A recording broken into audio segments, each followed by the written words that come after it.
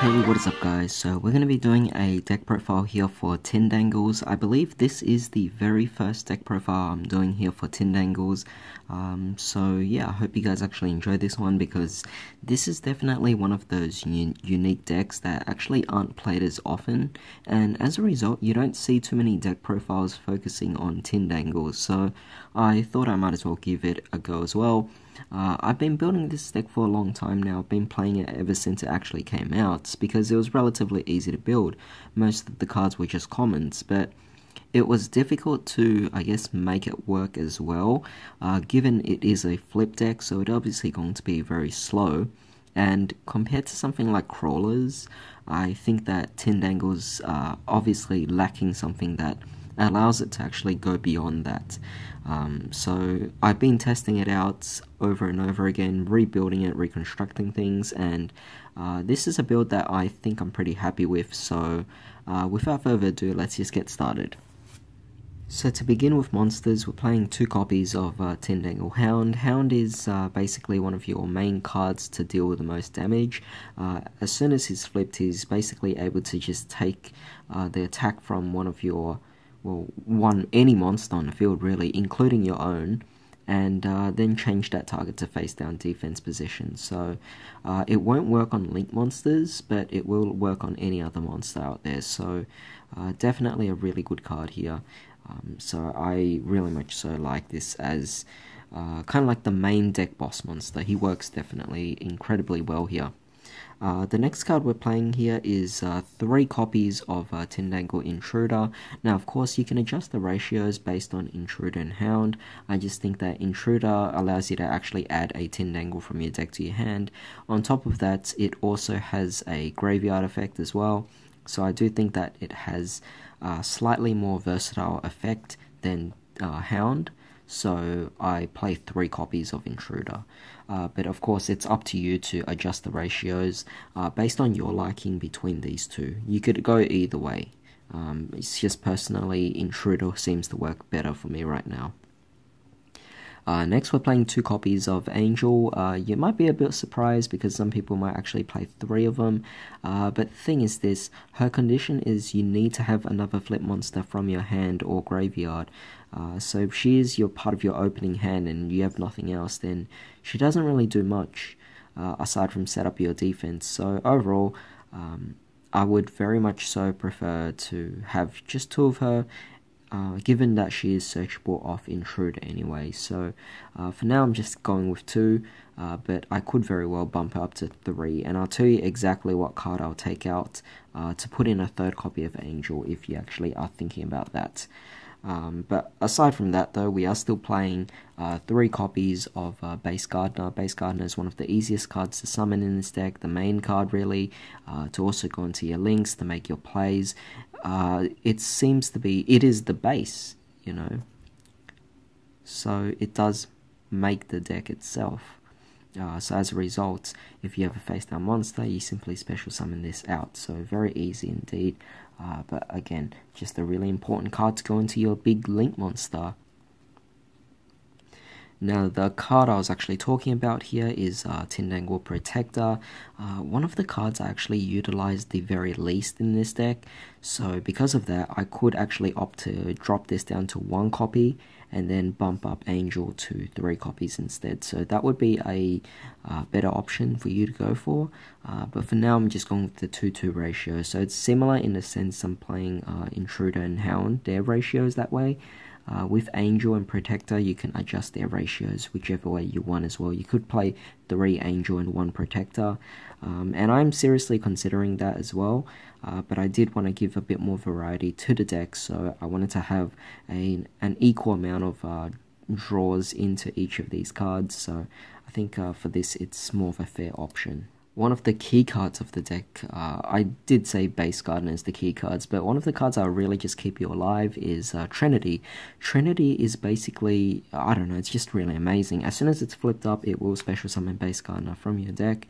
However, at the same time, it also protects any of your Tindangles from being destroyed by battle, What does this mean? Well, it basically means that your opponent will have really hard time getting over it.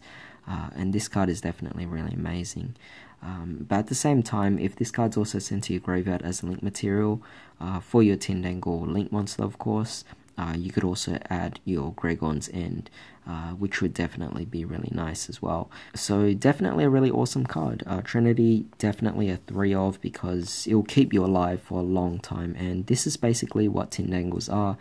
You want to stall out, and then once you either utilize Hound or their link monster, you can dish out a lot of damage. Another interesting card I'm playing here is actually 2 copies of Puppet Master. The whole deck here is all Fiends, so it works pretty well with the Puppet Master. And yes, while we already are setting a bunch of flip monsters, and Puppet Master requires you to tribute summon, it is still okay because the deck can actually work out that way. The deck is meant to be very slow anyway, so with Puppet Master, he doesn't hold back the deck at all. It allows you to actually, if anything, get more of your monsters from the grave back, allowing you to actually go for more link plays. So definitely quite nice there. Now for a bit of more protection, we're playing Ash Blossom. Of course, we have to stall out our opponents as well, prevent them from doing anything. Of course, we are already slow enough with the deck itself, but with Ash, we could definitely hinder our opponent's plays so that they don't actually bring out anything that might get over any of our big defense here. This deck is one of the most defensive decks, perhaps even stronger than Krawlers in that sense as well.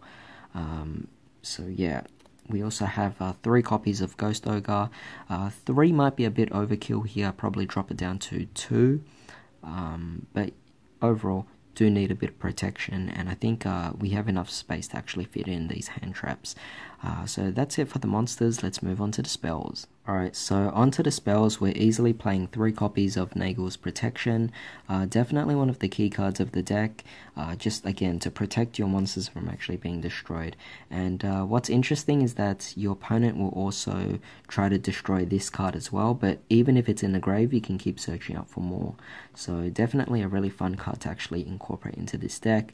One card I'm not playing is Oiler's Circuit. Oiler's Circuit is the field spell for Tindangles. I just feel like the effect is pretty lackluster. As a result, I'm choosing not to play that card at all in this deck. But if you think otherwise, then definitely leave your opinions down below, because I just don't think that card really works amazingly in the deck. For a bit of draw power, we're playing Allure of Darkness. Majority of our deck is dark monsters aside from the hand traps, so definitely an appropriate choice there. We're also playing 3 copies of Called by the Grave. Like I said, we want to disrupt our opponents as possible, slow them down, and then we could actually do some more aggressive plays later on. So Called by the Grave at 3 is no big deal. Foolish Burial, just to accelerate a few of the cards to get into the graveyard, obviously to make better use of Angel's effect.